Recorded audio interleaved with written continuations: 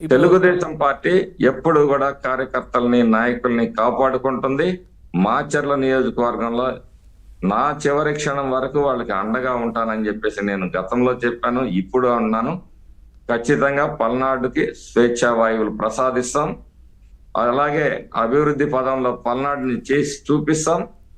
ఆ రోజు మేము వరికపూడి సెల ప్రాజెక్టు గాని, త్రాగునీరు, సాగునీరు, మెరుగైన వైద్యం లాంటి పథకాలు అన్ని తీసుకొని వచ్చినప్పుడు అవును. అప్పుడు సమాజంలో ఉన్న అందరూ కూడా వైసీపీ వాళ్ళు అనుభవిస్తారు ఆ ఫలితాల్ని, తెలుగుదేశం వాళ్లే కాదు, జనసేన వాళ్ళే కాదు, ప్రజలందరూ కాదు.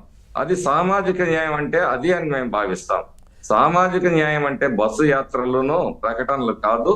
మేము సామాజిక న్యాయం చేసి ఈ పల్నాడు, వెనకబడిన పల్నాడుని ప్రగతి పదంలో నిలబెడతామని చెప్పి సందర్భంగా రైట్. చెప్తాను. బ్రహ్మానంద రెడ్డి గారు, మీరు ఇందాక ఈవీఎం అంశం తీశారు కాబట్టి ఓకే, వీళ్ళకు మీరు ఏం చేస్తారు, ఎట్లా ఉంటుంది, పార్టీ ఏ విధంగా అండగా ఉంటుంది అనేది మీరు మాట్లాడారు. అట్లాగే మీ పార్టీ అధ్యక్షులు చంద్రబాబు నాయుడు గారు మాట్లాడారు. అట్లాగే లోకేష్ గారు కూడా ట్వీట్ చేశారు. ఓకే, ఇది సో ఏంటి పిన్నెల్లి బ్రదర్స్ ఎక్కడికి వెళ్ళారు, ఏంటి దీనికి అంటే కోర్టు 6వ తారీఖు వరకు కూడా వెసులుబాటు కల్పించినా మరి బయటకు రాకపోవడానికి కారణం ఏంటి, దీనికి సంబంధించి ఫైనల్గా ఏం చెప్తారు సార్?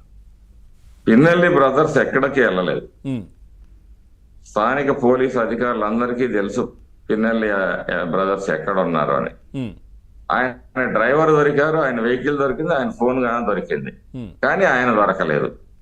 ఆ? ఎంత బిగ్ ట్విస్ట్ అండి ఇక్కడ. ఉమ్. ఆయన ఏమైనా పరిగెడతాడా? ఆయన ఏమైనా 18 ఏళ్ళ పిటి ఉషాలాగా ఆయన ఏమైనా పరిగెడతాడా? ఎక్కడికి పోతాడు ఆయన? అన్నీ దొరికినాయి కానీ చివరికి ఏదంటే ఏదో తాళం వేసి తిని గొళ్ళెం మరిచి తిని అన్నట్టు పోలీసులు ట్విస్ట్ ఇస్తా ఉన్నారు. ఏ అధికారం, ఏ ఒత్తిడి పని చేసిందో, లేకపోతే డబ్బు పని చేసిందో, అతను అక్కడ దాకా వచ్చి ఎలా మిస్ అవుతాడు? మీరు లాజిక్ గా మాట్లాడండి, ఆలోచించండి. అవును.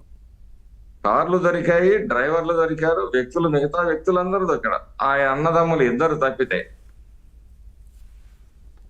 నన్న గాలిలో మాయమైపోతారా వాళ్ళు? పిన్నెల్లి బ్రదర్స్ హైదరాబాద్ లో ఉన్నారు, ఎక్కడికి పోలేదు. ఉమ్, వాళ్ళు ఎక్కడుంది అనేది కూడా మా దగ్గర స్థానికంగా చాలా కాలంగా పనిచేస్తున్న పోలీసు అధికారులందరికీ కూడా సమాచారం ఉంది. కాకపోతే వ్యవస్థలు పనిచేసే స్థితిలో లేవు. నిజాల్ని డిపార్ట్మెంట్ కి తెలియజేయటంలో కూడా సార్ మరి ఎందుకు బయటకు రావట్లేదంటారు? ఎందుకంటే 6వ తారీఖు వరకు కూడా వాళ్ళపైన ఎట్లాంటి చర్యలు ఏం చేయొద్దు అని కోర్టు కూడా చెప్పింది కదా. మరి వాళ్ళకి ఏంటి భయం, ఏంటి వాళ్ళకి? ఆ పాపం ఒక్కటే కాదు కదా, అనేక పాపాలు వెంటాడుతా ఉన్నాయి. ఉమ్, పాలవాయి గేట్ లో ఎవరైతే గిరి గారు ఉన్నారో ఆయన బూత్లోనే వేలు చూపిస్తూ బయటికి రా, నీ సంగతి తెలుస్తానని చెప్పేసి బయటికి వచ్చిన తర్వాత మహిళల్ని బెదిరించాడు. తర్వాత ఇతని మీద దాడి చేయించి చంపమంటే వాళ్ళు గాయపరచడం కూడా చూసాం మనం. అలాగే మన కారంపూడిలో మరి చేసిన విధ్వంసం చూసాం.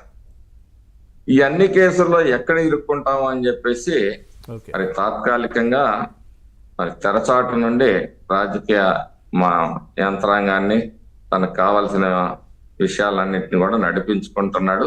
పిన్నెల్లి సోదరులు ఎక్కడున్నారు అనేది మాచర్ల స్థానిక పోలీసుల్ని తీసుకెళ్లి లై డిటెక్టర్ టెస్ట్ చేస్తే అన్ని బయటకు వస్తాయి.